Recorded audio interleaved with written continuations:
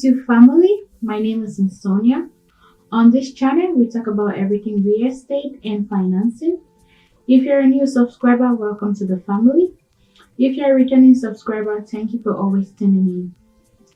Please do not forget to share, like, subscribe if you haven't done so, and turn on the notification bell so every time I upload a new video, you will be the first to be notified. So, before I get into the topic of the day, right? A lot of people always know the actual or the traditional way of getting a house, which is when you decide to buy a house, you go get a loan or you buy cash. But however, can you still become a homeowner without going through that process in the initial stage? Yes. So there are some other options out there that you could actually go through to actually get a house. But however, everything has its good and a bad side. So let's talk about one of the options today apart from the traditional way, which is going to be a rent to own. You can actually become a homeowner if you decide, I'm not financially fit right now, but in a couple of months or years, I will be able to get the finances I need to actually purchase a house. But for the meantime, I could go through a rent to own. Okay. So, our video today is going to be on rent to own properties, how a buyer or a tenant can one day become the owner of that property. Okay. So what is a rent to own? A rent to own, also known as a rent to buy, is a real estate arrangement that allows the tenant to rent a property with the option to purchase that place or that property at a later date.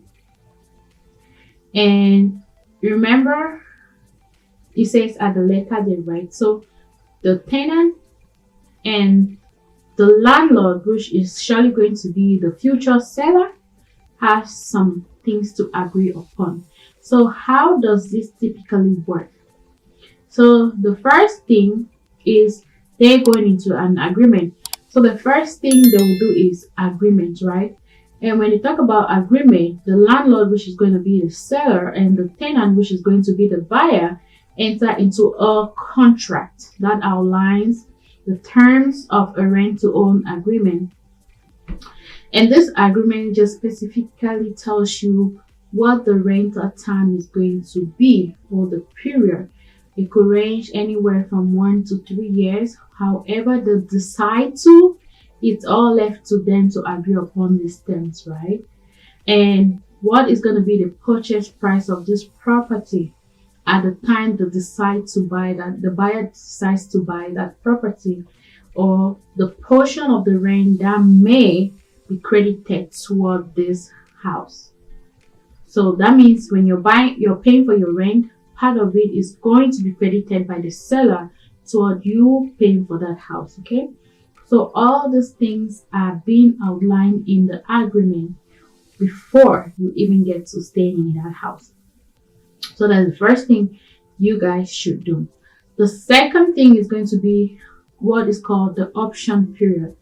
And the option period just simply means a contract which will include what is the duration in which you as the tenant can exercise your right to purchase that property. I just said it could be between 1 to 3 years.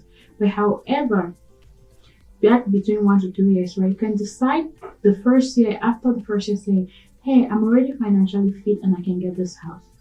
Can you buy the house at that time? Of course you can, right? It all depends on how you and the seller actually went into this contract. But remember, put everything in writing as you are doing that agreement, okay? So we don't have any disagreement in future. So that just simply tells you, hey, you have the right at any time within that number of years to actually want to purchase a house. And it could be from several months or a few years, or depending on what, like I said, you agreed upon. So the third thing that you have to pay attention to is the rent payment.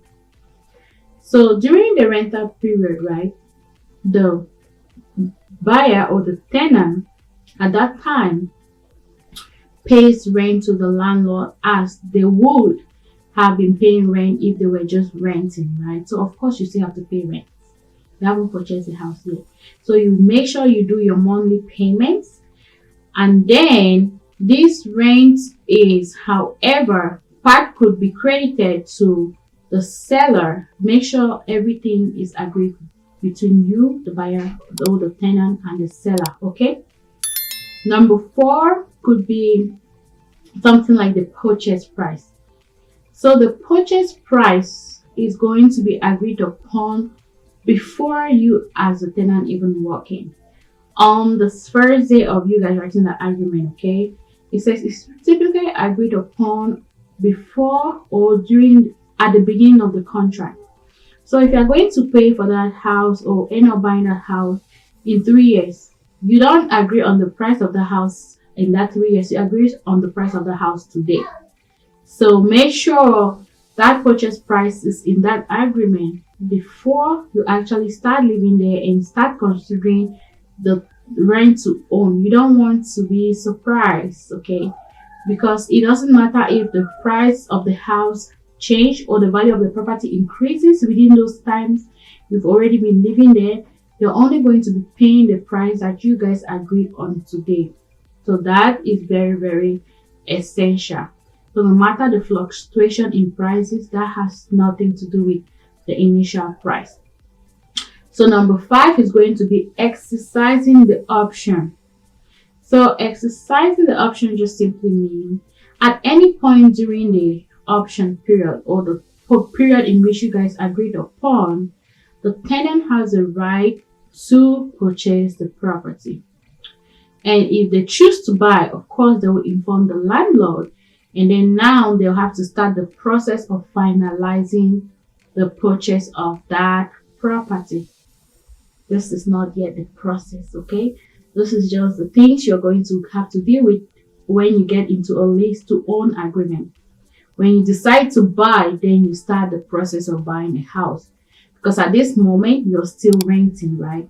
We are not sure if you're going to back out or you're going to fulfill your obligations and buy the property at the end of the option period. So the number 6 thing that is you're gonna actually face is gonna be the purchase agreement. And once the buyer or the tenant at that time decides to buy this house, of course they will have to come up with a purchase agreement, right? And this just simply finalizes any other thing that wasn't or any other thing that comes up, right, for you guys to put in the sale. Remember, now you're selling the house. The seller is selling the house to you, the tenant, and you become the buyer.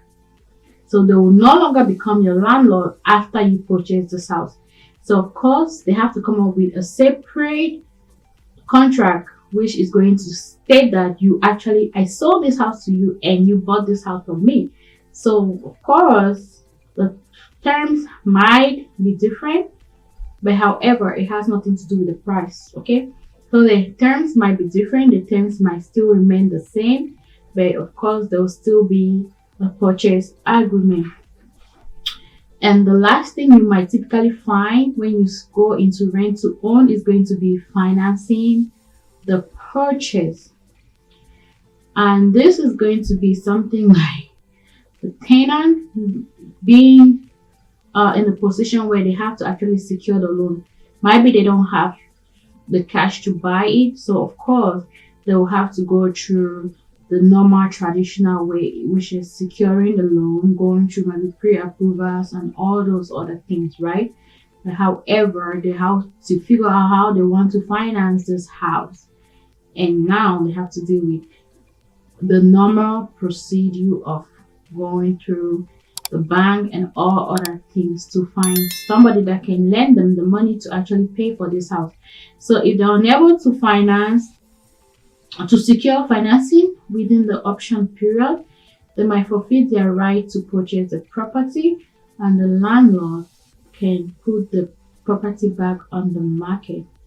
Okay, and we're going to talk about the processes in another video and many other things that you will need to know or if you're getting into search agreements. Okay, so there are a lot of other things that I'm gonna do more research, and I'm going to get you some knowledge and understanding so you can actually have a clue before you decide to go into actually becoming a homeowner through a rent to own property. But without any other thing, this brings us to the end of this video. And remember, it's just for educational purposes only. Do your own research before you have alternative ways to actually becoming a homeowner. Don't forget to like, share, turn on your notification bell, leave comments, and subscribe if you haven't done so yet. Stay safe and healthy. Until next time.